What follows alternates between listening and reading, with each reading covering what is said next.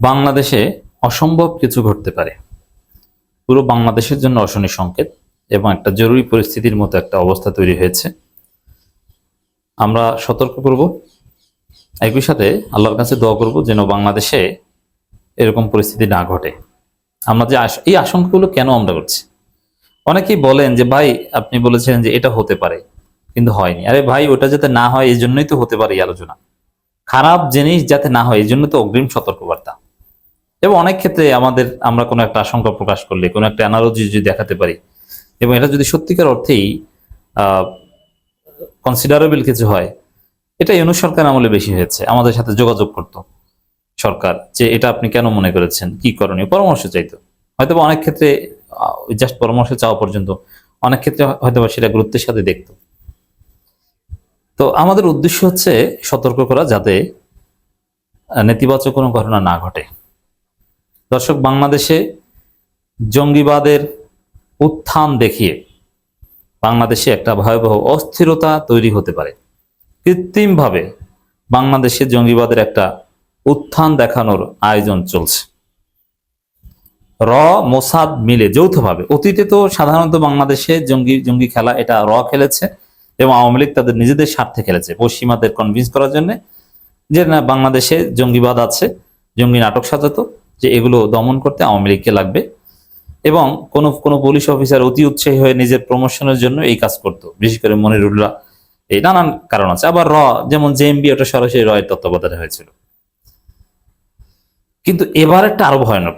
এবার যে জঙ্গিবাদের উত্থান দেখানোর চেষ্টা করা হচ্ছে, গোয়েন্দা সংস্থা তারা পয়সা পাতি দিয়ে যে জঙ্গি তৈরি করছে এবং এর মাধ্যমে একটা বিষয় দেখাবে যে বাংলাদেশ একটা জঙ্গি রাষ্ট্র হয়ে গেছে। হাসিনার পতনের মধ্য দিয়ে বাংলাদেশ জঙ্গি রাষ্ট্র হয়েছে। ইউনূসের আমলে জঙ্গিরা প্রকাশ্যে কার্যক্রম চালিয়েছে, বিএনপির আমলে এখন আছে। এই যে একটা পরিকল্পিত দৃশ্যকল্প বাংলাদেশে সাজানোর চেষ্টা, এটা সরাসরি এবং মোসাদ যৌথভাবে করছে। প্রথমে এর জন্য তারা বয়ান ক্রিয়েট করেছে। ভারতে নিযুক্ত ইসরায়েলের রাষ্ট্রদূত সরাসরি বলেছেন যে বাংলাদেশে হামাসের কার্যক্রম আছে, তা হামাস জঙ্গি। এরপরে আরো নানানভাবে বাংলাদেশে উগ্রবাদীরা আছে, এটা ভারতের মিডিয়া নিয়মিত বলে আসে। এখন সত্যিকার অর্থে আমরা দেখতে পাচ্ছি যে উগ্রবাদীরা গ্রেপ্তার হচ্ছে, তারা বোমা ফাটাচ্ছে, তাদের ট্রেনিং সেন্টার সহ অনেকে ধরা পড়ছে, অনেকে গ্রেপ্তার হচ্ছে। এটা রহস্যটা কি আপনারা জানেন দর্শক? তবে এর একটা প্রভাব জামাত শিবির এবং কর্মী হুজুরদের উপর পড়বে।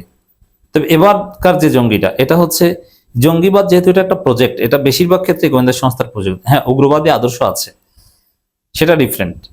কিন্তু বাংলাদেশে এই জঙ্গি হামলা বা এগুলো বেশিরভাগ ক্ষেত্রে ছিল গোয়েন্দা সংস্থার সৃষ্টি নাটক। এমনকি জেএমবি কেও মাওলানা মতিউর রহমান নিজামী গোয়েন্দা সংস্থার সৃষ্টি বলেছিলেন, বা এটা মিডিয়ার সৃষ্টি বলেছিলেন, মিডিয়ার সৃষ্টি। কিন্তু বাস্তবে জঙ্গি ছিল, হামলা হয়েছিল, বাট ওই জঙ্গি ভারতের মাধ্যমে সৃষ্ট। এমনকি এই যে আইএস ওটা তো মার্কিন যুক্তরাষ্ট্রের সৃষ্টি। আল কায়দা মার্কিন যুক্তরাষ্ট্রের অর্থায়ন ছিল। কিন্তু আদর্শিক একটা বিষয় আছে, সেটা ভিন্ন আলোচনা। ওই আদর্শকে কাজে লাগিয়ে গোয়েন্দা সংস্থা খেলে, এটা হচ্ছে মূল কথা।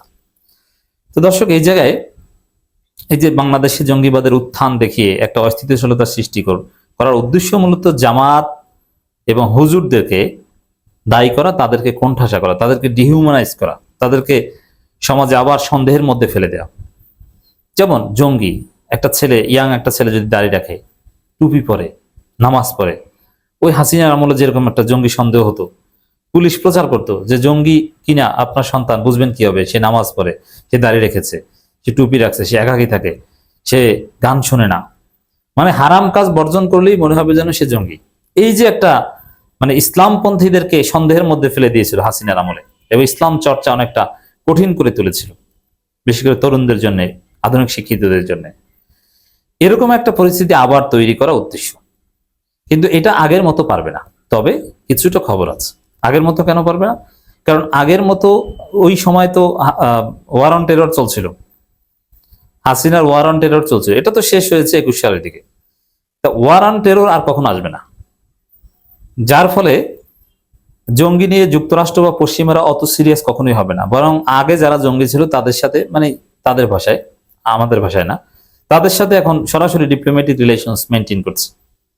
অতএব আগের মতো ওয়ার অন টেরর যেহেতু আসবে না, তা আগের মতো কঠিন পরিস্থিতি তৈরি হবে না, জঙ্গিবাদের ধোয়া তোলে আলেম ওলামা ইসলামপন্থীদের হয়রানি করতে পারবে না। আর দ্বিতীয় কথা, এখন আওয়ামী লীগ নাই, আর ইসলামপন্থীরা এখন ক্ষমতার কাছাকাছি, তাদেরকে ওইভাবে সিরিয়াসলি কোণঠাসা করতে পারবে না।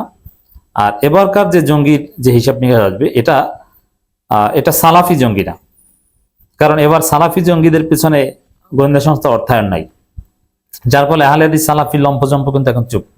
এবার হবে হানাফি বা এই হানাফি ঘরানার জঙ্গি। যেমন সালাফি জঙ্গি হচ্ছে আল কায়দা বা আইএস রিলেটেড, আর হানাফি জঙ্গি হচ্ছে তালেবান রিলেটেড, বাংলাদেশে হরকাতুল জিহাদ বা এই টাইপের। তো দর্শক, সেখানে জামাত শিবির এবং কওমি হুজুর তারা যেহেতু বেসিক্যালি হানাফি ঘরানা, তাদের কেউ কেউ এই বিতর্কের মধ্যে পড়তে পারে, মিডিয়া তাদেরকে চেপে ধরবে। এই যে তোমাদের দল থেকে জঙ্গি বের হয়েছে, তোমাদের দল করতো, একসময় শিবির করতো, এবং শিবিরের দুর্বলতা আছে। যেমন জঙ্গিদের মেন্টর বাংলাদেশে দুইজন, শুনতে খারাপ শোনায়, শামসুল আরিফিন শক্তি এবং আসিফ আদনান, এই দুইজন সরাসরি আল কায়দা এবং তালেবান পন্থী, দুইটাকেই ধারণ করেন, এবং জঙ্গিবাদের বাংলাদেশের সবচেয়ে শিক্ষিত তাত্ত্বিক। এরা না অসূক্ষ্মভাবে উগ্রবাদী মানসিকতা, গণতন্ত্র হারাম বা গণতন্ত্র কুফরি মতবাদ, এইসব বক্তব্যের নামে উগ্রবাদ ঢুকিয়ে দেয়, এবং সরাসরি তারা কানেক্টেড, তারা গ্রেপ্তারও হয়েছিল, বিশেষ করে আসিফ আদনান তো গ্রেপ্তার হয়েছিলেন। তো এরা কিন্তু সমাজে মোটামুটি প্রভাব বিস্তার করতে পেরেছেন। এই জন্য পর্নোগ্রাফি রোধ বা এই ধরনের বই টইর নামে নানানভাবে শিবিরের কাছে অ্যাডভাইস করেছিল। শিবিরের ছেলেরা রেটিনা বা নানানভাবে এই শক্তি আদনান এদের বইটই প্রচার করত, ভালো বই, কিন্তু এই ভালো বই প্রচার করার মাধ্যমেই আসিফ আদনানদের একটা গ্রহণযোগ্যতা তৈরি হয়, শামসুল আরিফিন শক্তিদের, এবং এর ফলে তাদের বক্তব্যের মাধ্যমে অনেকে অনুপ্রাণিত হয়।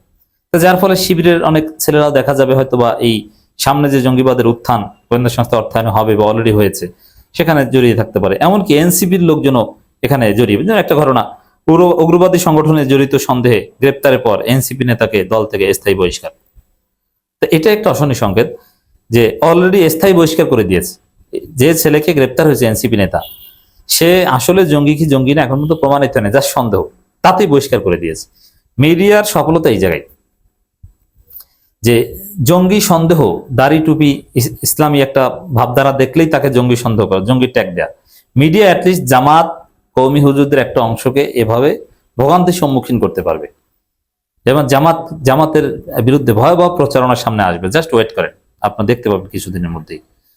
দর্শক, বিভিন্ন জায়গায় এই গ্রেপ্তার ঘটনা ঘটেছে। বোমা ফাটিয়ে ভিডিও ধারণ করে ব্যাকগ্রাউন্ডে দিয়েছেন আইএস এর সঙ্গীত, এবং মার্শাল আর্ট শেখানোর নামে জঙ্গিবাদের প্রসার, যাত্রাবাড়ি থেকে কয়েকজন গ্রেপ্তার, এরকম বেশ কয়েকটা জঙ্গিবাদী গ্রেপ্তার ঘটনা ঘটেছে। এবং এই মার্শাল আর্ট শেখানোর নামে জঙ্গিবাদী প্রশিক্ষণ, এটা সঠিক।